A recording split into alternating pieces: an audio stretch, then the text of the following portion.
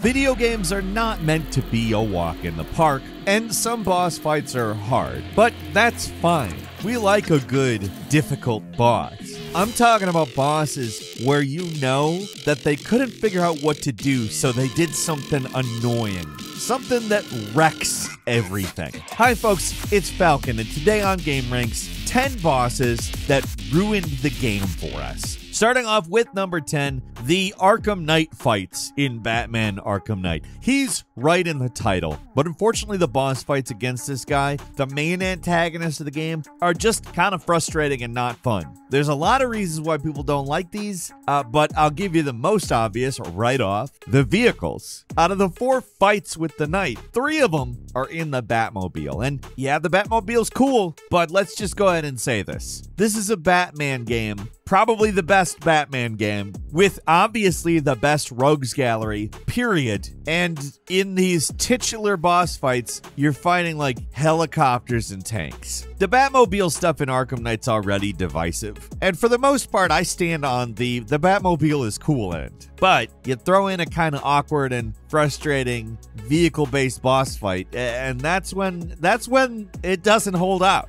Like, I don't know that I think that the fights are even terrible. Like, the helicopter fight, it's fine. But the weird stealth vehicle boss fight against the tank, and especially the infuriating battle against the Knight piloting the excavator in the underground tunnels, they're just not good. The excavator one in particular can be extremely frustrating if you're not really accustomed to how the car controls. Like, it throws you into these tricky chase sequences where you have to navigate these tunnels super fast along with avoiding obstacles, and it's just death after death.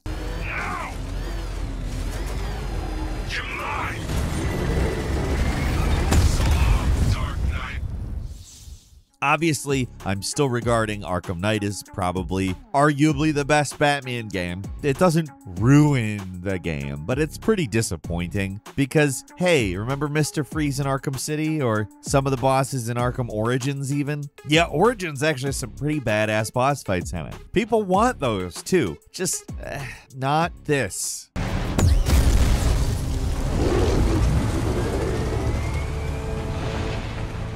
At number 9 is Lazarevic from Uncharted 2. The first Uncharted, kind of rough around the edges, has a lot of really cool stuff in it, and I want to say it's about 95% there. Like, it's a really good game. But Uncharted 2 Among Thieves, it is a non-stop thrill ride of a game from start to finish. Oh wait, actually, let me correct that. It is a non-stop thrill ride start right up to the finish. Almost everything is fantastic except the final boss, who is not. If you don't remember, this is the fight where you're stuck in a confusing maze-like arena where you get chased around by an invulnerable guy with a shotgun. All he does is just blast away at you with his gun. He's like, so anyway, I started blasting. The only way to hurt him is you gotta shoot these glowing blue plants around the arena, and if they detonate when he's close, he takes damage. Come on, you big ugly bitch. No! You think you can stop me? It sounds simple, but wow is it infuriating. On any difficulty over normal, it's just miserable. He's constantly chucking grenades, so you can't stay in one spot for very long. If you actually hit him with the glowing blue plants, it's awkward, and it's tough to gauge how far or close he actually is from them. And the arena is really confusing in terms of keeping track of where he even is. Sometimes I would run around and then I'd lose him, and then I'd take a turn and suddenly he's right in my face, and it's not a jump scare, it's just a huge annoyance. He's definitely tough, you gotta give him that, but damn, he is just a miserable chore of a boss. Naughty Dog in general is never really amazing with bosses, but Lazarevic is probably the worst they've ever done. Fun character, if not maybe a little bit stereotypical Russians are bad guy. I am an evil man who doesn't care about anything except for the thing that I know is bad for everyone. Ha ha ha. I will be bad, and you know I will be bad because I talk like that. It's just turning into strong bad, so I'm gonna stop before it does all the way. As a boss, he sucks. Once you get the hang of him, he's not impossible. You just gotta keep moving around, like always. But it doesn't make him fun. Like, it best, it makes him tolerable, and that's at best. After this guy, Naughty Dog turned most of their bosses into glorified QTEs, and I think that's probably for the best. A lot of people are like, oh, I don't like QTEs as boss, but it's like, if this is the alternative, give me those quickly timed events. Just do it. I'll take them. At number 8, The Convicts in Dead Rising, a great, unique game, but every time I start playing it, the opening of Gone Guru starts up in my head and I just have to step away. You know how it goes, well, he ain't my boy, but the brother is heavy, or whatever. I think it's that. You know what I'm talking about, right? Those stupid convicts are a blight over Dead Rising. They're the absolute worst. These guys show up, I mean, pretty early in the game, and they're such a pain in the ass to fight. It's these 3 escaped convicts that drive around in a Jeep with a 50 caliber machine gun. You're some balding dork with a golf club. Like, how are you supposed to fight that? Honestly, you can't. At least not at first. These guys are faster than you. They're tougher. They got better weapons. It's like trying to fist fight with a car. It's a fight you're not going to win. And you don't have to fight them at first, but their presence in the park makes them a constant nuisance for the entire game. Anytime you need to pass through here, these 3 idiots will just make your life miserable. The worst part is, even if you do manage to kill them, they just respawn every day either way. They're the most annoying boss already, but for some reason the developers decided to make it so that they were the only one that ever respawned, just to spite the player, I guess. There's a reason they're a meme too. Even after all these years and having played through Dead Rising multiple times, I still dread having to deal with these damn convicts. If the survivor AI, the annoying phone calls, or the oppressive time limit didn't ruin the game for you, these convicts made the experience worse. At number 7 is The Bed of Chaos from Dark Souls.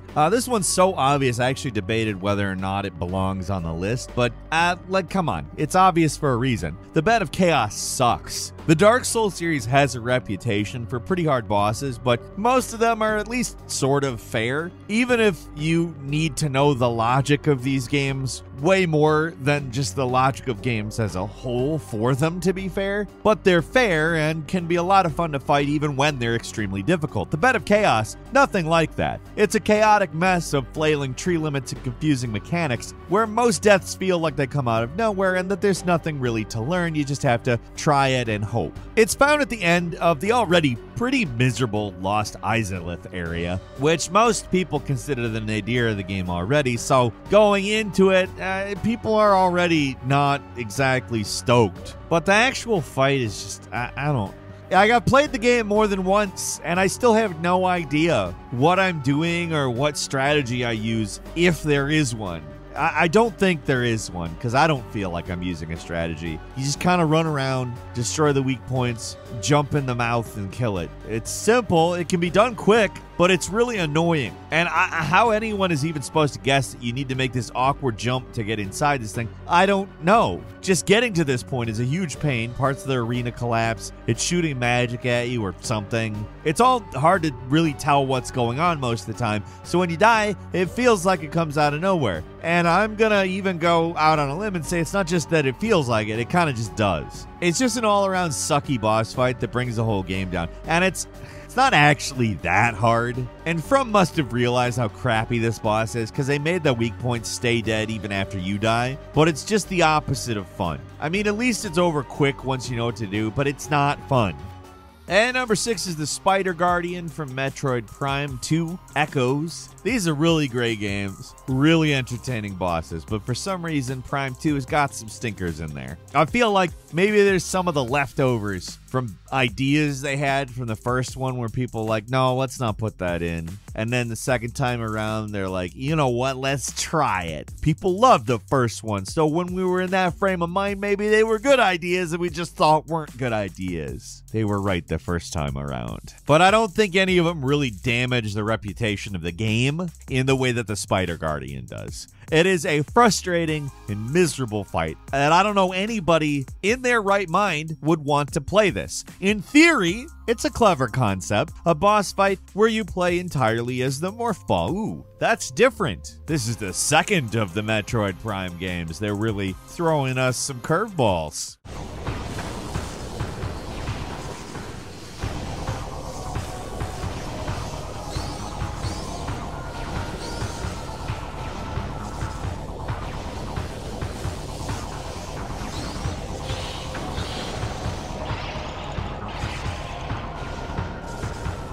What you have to do to beat this thing is stun it, which tends to involve a lot of annoying waiting. Then you have to rush over to a bomb slot in a limited time, which activates a coil and the boss moves to a new, even more annoying arena. You have to do it more than once. The first time's not terrible, but the mazes get more complex as you go, and the time limit to the bomb switch gets shorter and shorter. The morph ball in these games is not designed for this kind of thing. It's jerky and a little awkward to control, and attempting any kind of precision platforming while you're in the morph ball?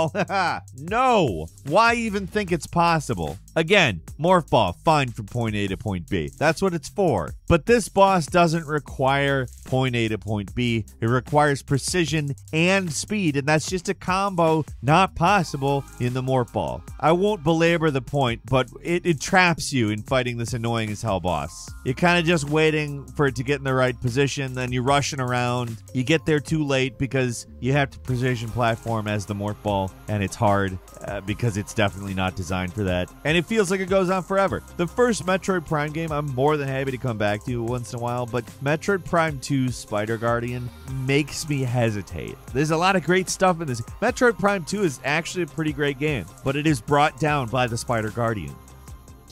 At number 5 is Barrett from Deus Ex Human Revolution, otherwise known as the first boss, the one that everyone fights, gets annoyed with, and then goes online to complain about. Back when this game first came out, people just hated this guy. And it wasn't just old school Deus Ex fans who balked at the idea of boss fights. This is a bad boss. Nobody liked the bosses here. They're all different shades of bad. They aren't just frustrating and annoying, they feel out of place. The Deus Ex series is meant to let people approach situations in any way they choose, but at least in the original version, you got two options for these bosses: fight them or die. If you're a stealth-focused character, this fight is absolutely miserable. Non-lethal weapons are basically worthless. His minigun tears you apart in seconds. He chucks grenades like there's no tomorrow. Basically, it's just a damage race to see who dies first. If you put a lot of points into health and you're good with guns, it's kind of a basic fight. Still not good, but you can finish it. Any other build, though, you're gonna have a bad time. I can't emphasize enough how lame this is in a game like this. It's billed as letting you build your character however you see fit, but oops, you did it wrong because the boss requires you to do it different. So that means you can't do it any way you want. I mean, you're allowed to, but you're punished if you don't do it certain ways.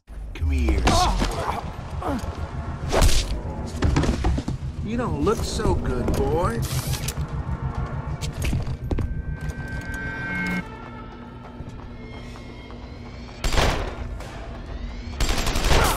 If the remaster did anything right, it's that they did a few new options for these bosses, like letting you hack turrets. They're still kind of out of place and not a lot of fun, but they're not the total roadblock they were in the first place. Deus Ex Human Revolution is a great game with one jet black mark against it, and that is the bosses. They are not good, and this one is the king of not good. And number 4 is the Godskin duo from Elden Ring. Elden Ring's probably considered by many to be From Software's masterpiece, but it's far from the perfect game. You just can't call a game perfect if it's blighted by one of the most miserable boss fights of all time, and it is. The Godskin duo is one of the most miserable boss battles of all time. Every Souls game does have some lame repeat bosses, but most of the time they're optional. That's also the case in Elden Ring. It's a game that really goes to town with reused enemies and bosses, but for the most part, it's not that bad. It's not great, but they're not that difficult. They're side content. They can be avoided. It's not the case with Godskin duo, though. These guys block your passage near the end of the game, and there is no way to bypass them normally. At this point, you've probably fought one of these Godskin guys before. They show up in a few places that feel thematically appropriate, but not here. They just show up randomly. They're a miserable slog to fight, and there's nothing you can do about it but try to tough it out, and you'll probably die a whole lot in doing that. They're so random and seemingly pointless, which only makes the fight even more annoying. Every time they kill you, they force you to run back. All that's there to think about is why you're doing this. Why did they put this here? You're in the final stretch of the game. This random mini-boss is what's stopping you dead. What is going on here? This is so annoying. It's bad enough you gotta fight them at the same time, but they also have this stupid gimmick where if you kill one, the other's eventually gonna revive them. So you can't kill one quickly and turn it into a one-on-one fight. No matter what you do, the other guy's eventually going to get back up again. And there are at least a few ways to cheese them, but there's no way anyone would be able to figure this stuff out without a guide. That's the only saving grace of this fight. At least you can cheese your way past them, which is that's not a plus. It's probably the worst boss From ever did.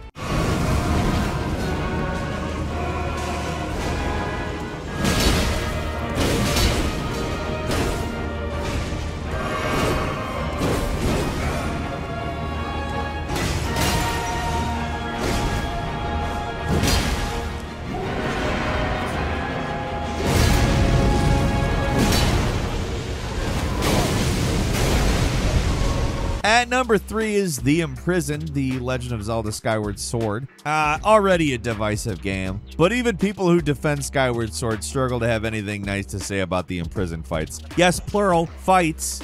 This boss, who is the most annoying and tedious thing in the game, probably one of the worst bosses in any Legend of Zelda game, would be a bummer if you only had to fight it once, but in Skyward Sword, you fight it 3 times. It got old before the first fight was over, and there's 2 more. Like, that's some pretty audacious thinking on Nintendo's part. They're already forcing people through the forced motion controls and the non-stop tutorials, but as a reward for players loyal enough to stick through the whole game, they forced them to fight a terrible boss 3 times. 3, and I can't repeat this enough, times. I feel obligated to repeat it more than they repeat the boss. Cause then maybe I win. I don't know. How the boss works is it slowly marches up toward the sealed temple, and if it reaches the temple, it's game over, so you gotta defeat it by slashing its toes awkwardly for a long time. It barely attacks, but it's still annoying to deal with. Just touching it hurts you, and its stomps create little shockwaves that are annoying to avoid. That's the key word for this boss, actually. Annoying. It's not all that hard, but it is a slog, and it will test your patience, to say the very least. There is an easy way to kill it that speeds things up significantly, but if you're just playing it blind, you have no idea what to do. So you're stuck doing what I'm doing, attacking its big cartoon toes for what feels like forever, and getting all mad.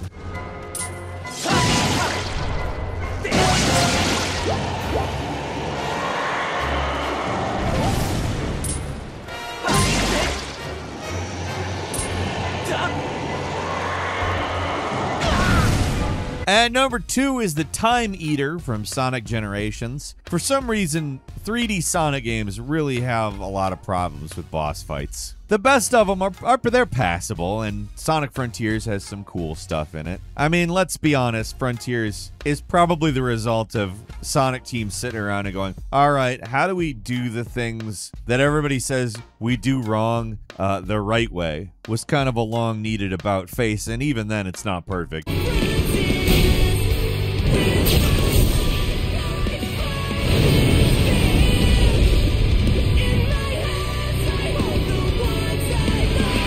But Sonic Generations is pretty fondly remembered by most of the Sonic fan base. But, hey, you know, anytime you talk about it, eventually you do get to that last boss, don't you? As usual with these games, for whatever reason, the control scheme completely changes for the last boss. They throw you out into space and leave you scratching your head as to what you're supposed to do. That looks like a homing shot, this one stupid line that must be burned into my brain says. Because I've heard it so many times retrying this boss. It's just a completely useless piece of advice from your animal friends. Because, hey, you know, I know what it looks like, but, yeah, what things look like isn't really helping me a lot here. You don't really know what to do. But you're also supersonic, which means you're losing rings every second. So the longer you don't know what to do, the more close to dead you are. Now, what you're actually supposed to do is boost into the core, and it doesn't have anything to do with the crap your idiot friends are talking about. Guys, go back to the picnic table and chow down on chili dogs. That's about as useful as you're going to get in this game. Thanks. Literally just ignore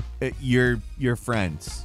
Sonic Team really does embody themselves in those friends there. Even when they're doing something right, like make Generations, they were still screwing up. And finally, at number 1, the Destroyer from Borderlands 2. Has there been a boss with as much buildup as this thing that ever ended up being this lame? I think not. All through Borderlands 1, they're hyping up how epic it's going to be when you finally open the vault, and it's going to be, oh, it's amazing. I can't believe it's going to be so epic. It's going to be so crazy good. Bet you're excited to see what's in this vault. Oh my god, that's going to blow your friggin' mind. So you fight your way to the end, and you open up the vault, and it's a tentacle alien. I mean, kind of a big tentacle alien, but it's already dead. I killed it while I was trying to explain what it even is. You watched me do it. In this case, it's not that it's frustrating. Well, at least in the traditional sense. I guess in a more like I'm frustrated with the situation sense does yield frustration. But it's also kind of impressive how pathetic this thing is. And it wouldn't matter if they didn't build it up the way they did. Like, plenty of games end on easy, forgettable bosses, and few games have bosses that are so easy and forgettable and they twist back around to become memorable. And this one does it. It stands right out. It's so uniquely simple and forgettable that you can't forget it. In the land of crappy last bosses, Borderlands 1 is king.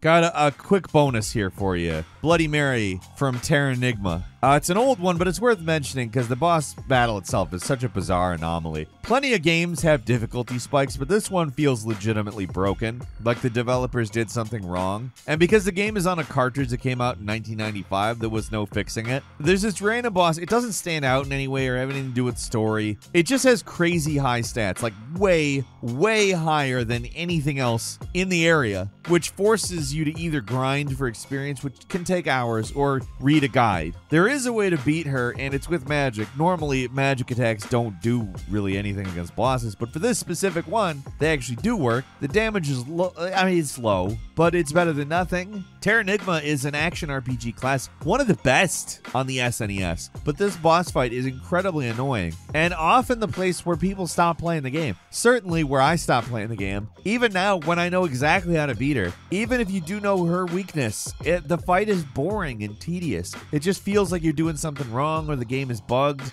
but I mean, it's ostensibly how it was intended somehow. And that's all for today. Leave us a comment. Let us know what you think. If you like this video, click like. If you're not subscribed, now's a great time to do so. We upload brand new videos every day of the week. Best way to see them first is, of course, a subscription, so click subscribe. Don't forget to enable notifications, and as always, we thank you very much for watching this video. I'm Falcon. You can follow me on Twitter or X or whatever, at Falcon the Hero, and we'll see you next time right here on gameranx.